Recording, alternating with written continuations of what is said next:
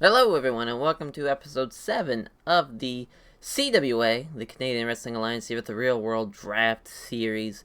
As it is now we're into our second week here on the series. We're in February of 2021, as you see there, our first TV of the week, and it's already booked out, ready to go. So now we'll just run the son of a bitch.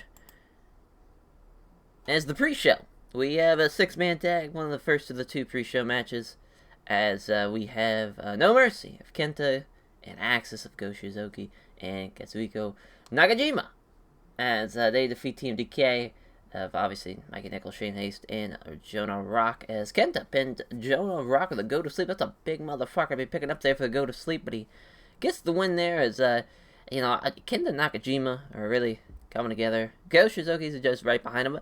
It's a solid little 6-man. We'll take it. It's a 49. We'll take it. As the next pre-show match is fucking Petey Williams towards Rotator Cuff. That's not good. As TK Cooper wins as they belly the back pile driver. So this was off of I booked this as a high spots match because they're both kind of very good arrow wise, and even that TK Cooper still couldn't pull out a good rating out of it. But that's okay though. We'll take it. 33. It's only a pre-show match, no big deal. Fighting Petey Williams is going to be out for a while with that torn rotator cuff, though. I know that much. As we have the Traditions Never Die recap video of what happened at that show. Obviously, with like the Miz and Morrison winning the tag tournament and the main event with Kevin holding up the championship as Brock Lesnar and the Dark Order hit the ring and beat the shit out of him. And that's, just kind of what that was. As just a little recap video of what happened the night before. Well, not really nights before, rather. As the last time you saw us at the CWA. As then the intro video, which I forgot to turn them off screen. That's fun. But at least we know Brock Lesnar and Father James Mitchell are a good pairing. So a little spoiler there. As then we have the actual intro. So it's gonna, the Dark Order, your spooky music and whatnot. And you have PCO, Brody King, Evil Uno, Stu Grayson, they come out first. Kind of like, I wouldn't say Druid-like, but like kind of 2x2, single file kind of thing. As then it comes, the music hits, and it's Brock's music with the Father James Mitchell beside him. As he comes to the ring, let me introduce you all to the Dark Order. Dark Order, collective, evil-minded people, a collective, some of the most evil spirits that I have seen throughout the world in my 25 years in the business. As PCO, Brody King, Evil Uno, Stu Grayson, and the Director of Chaos, my Deacon of Destruction, my Beast Incarnate, Brock Lesnar. And Brock is just kind of hopping up and down, just being what he does. And my mission and our goal, the Dark Order, for the CWA, what that means for everybody here. So this is our promotion now. This is ours. We're taking what is ours, and we're leaving bodies thrown, torn apart, destroyed in our path. If that's what it takes, that's what it takes. The Canadian Wrestling Alliance will be ours. And he just kind of does this little devil laugh. But then, right after his devil laugh, Kevin Steen, Kevin Steen. His music hits as with the Canadian heavyweight title around his, I wouldn't say around his waist, over his shoulder, comes to the ring. As he then, we go into the next promo segment, because I didn't want it to be too long. I figured this would be easier to cut it into 2 segments. So we go into the actual part where he's talking, and he was how, you ruined my night. You ruined the night where I finally proved to the world that I was right, that I'm better than Sami Zayn when I won my Canadian Wrestling Heavyweight title. And you took that away from me. You took away my moment, and for what? To prove a point, to make a big splash in the CWA. You're nothing but cowards, all of you. Just all of you are cowards. You couldn't face me one-on-one. I get it. And Father James Mitchell just kind of goes, well, if that's what you think, and now listen, don't take this personal. This isn't about you, Mr. Kevin Steen. This isn't about you. This could have went either way. If Sami Zayn would have beat you, he had been laying in a pool of his own blood. He would have been torn apart, torn to shreds by the Dark Order. It's nothing personal. You just so happen to be the man standing in the ring for my Dark Order. Now, they will do whatever I tell them to do. Now, they could attack you right now, but I'm not going to do that. No, because I know back home you have two precious angels waiting for you. And we wouldn't want to turn those precious angels into ungrateful little bastards. And before he even gets to the bastards, Kevin Steen just tries to maul him. And in comes, PCO, Brody King, Stu Grayson, the Evil Luna. They attack him first. And just kind of Father James Mitchell and even Brock's just laughing and just kind of like, what a failed attempt. Like, what an idiot. And it's just... And even now, Brock takes the mic, and he just goes, I don't give a shit about your kids, as then throws the mic down, and they pick him back up, send him to Brock, F5s him, and then comes Sami Zayn. Sami Zayn comes in, and he tries to make the save. He comes running, crowd fucking pops, like, oh my god, there comes the man who will try to take on 5 men at once to save his former friend, and even right when he hits the ring, he attacks Evil Uno, Stu Grayson, gets some shots in, but then finally just the numbers game get to him, and he gets laid out too. Brock and PCO, Brody King, they do like the fucking...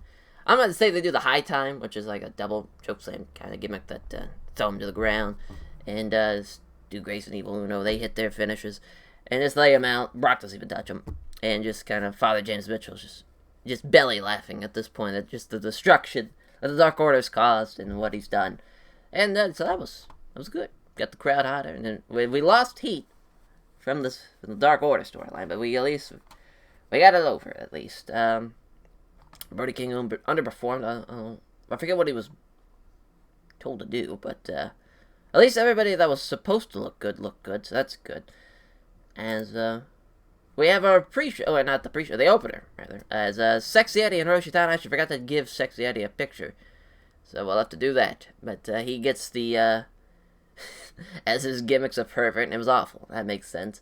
As Tanahashi wins the high five flow. This was just, I figured Sexy Eddie would do a little bit better, which that makes sense though, because he's over, but obviously his skills aren't at the level of Roshi Tanahashi. So that was just, give Tanahashi a little win to boost up his pop. That's really what this was, as he gets the win though. And again, the crowd turned off, and it got the crowd cooled the crowd a little.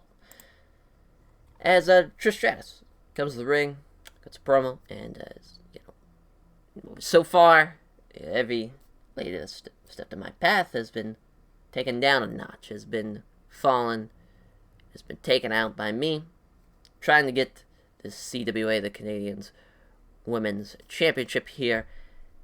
And what's it going to be next? Is it going to be 3 people? Is it going to be 4 people? Just kind of who's going to be my next challenger, and then Beth Phoenix music hits. So now we have the debut of Beth Phoenix, and they come face to face, and Beth Phoenix just grabs the mic, just goes, "You know what I want, bitch," and just drops it, walks out of the ring. As that's all I needed. That's all we needed. The debut of Beth Phoenix in the stare down, and Trish Stratus and Beth Phoenix. Should be a pretty good match. Excited to see how that goes. So we have her next challenger. As that also advanced the segment, but lost heat. As the Blonde Bombshells get the win, rather, over Chris Statlander, Courtney Rush, which that'd be a fun team, too, Chris Statlander, Courtney Rush, as Allie hits the sit-out facebuster and gets the pin over Chris Statlander with it, as Courtney Rush outperformed everybody in the match. Allie was off her game, again, turned off by workers who are not over, and cooled the crowd a little. Courtney Rush is getting better at her gimmick, and she was the best woman in the match. But I got to win that.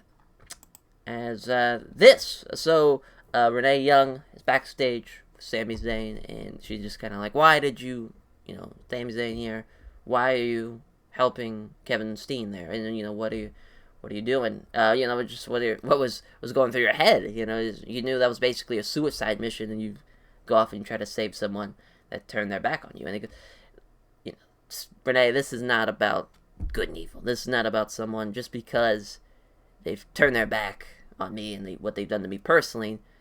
I can't stand for that. I can't stand for someone to be provoked and attacked and torn apart by 4 or 5 people, and bringing up someone's kids and bringing up a family to entice someone to attack. I just can't stand for it. And but that's I can't worry about Kevin now. I'm sure Kevin come back better and be more focused, more driven to take out the Dark Order. But tonight I got to worry about TJ Wilson. I came up short last night. No, again, I said it last night. It's not last night. As at Traditions Never Die, I came up short. I could have been the first ever CWA Canadian Heavyweight Champion, but I fell short. Kevin was a better man that night. Can't dispute that. But now I gotta focus on getting back to that, to getting back to my goal, and that's being the CWA Canadian Heavyweight Champion. It starts tonight with TJ Wilson. He's obviously very capable. He's one of the best that Canada has to offer. We're gonna tear the house down tonight. That's just kind of what he says, and that's fun little promo again. TJ Wilson should have been off screen, didn't make that happen. Twice now I fucked up on the angles, so I must have just been in a rush to do the angles as the main event. As TJ Wilson, same as name don't click. That's fun. As TJ and Natty. So basically, the idea for this is that Sammy is TJ's getting going. He's got the comeback going. He's firing up.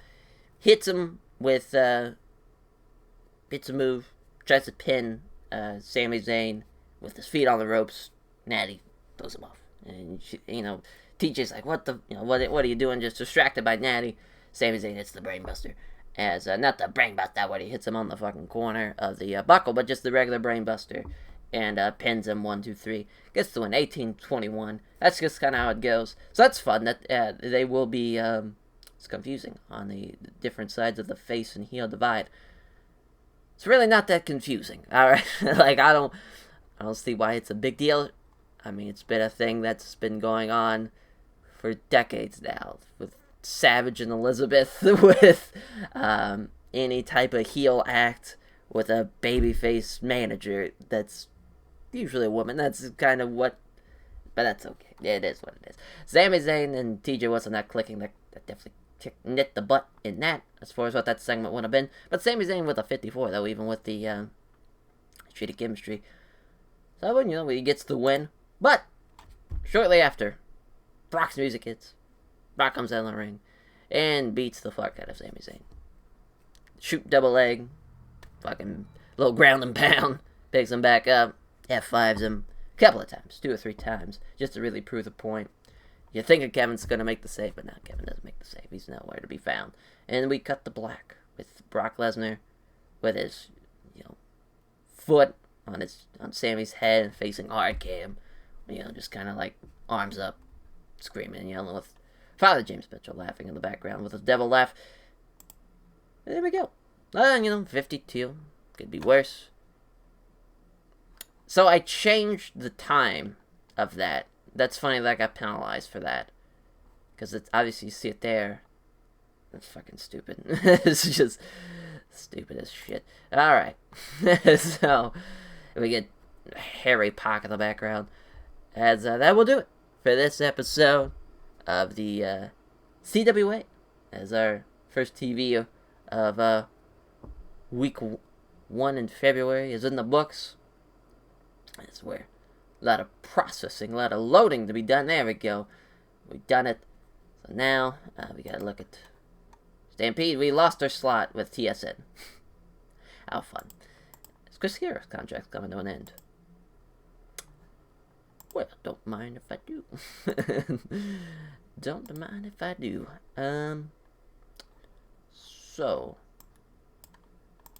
we're gonna go with a per month basis. Damn it.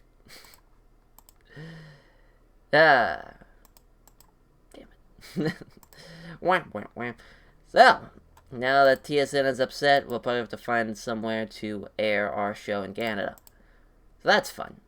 So, we will catch you guys next time. Take care, everyone.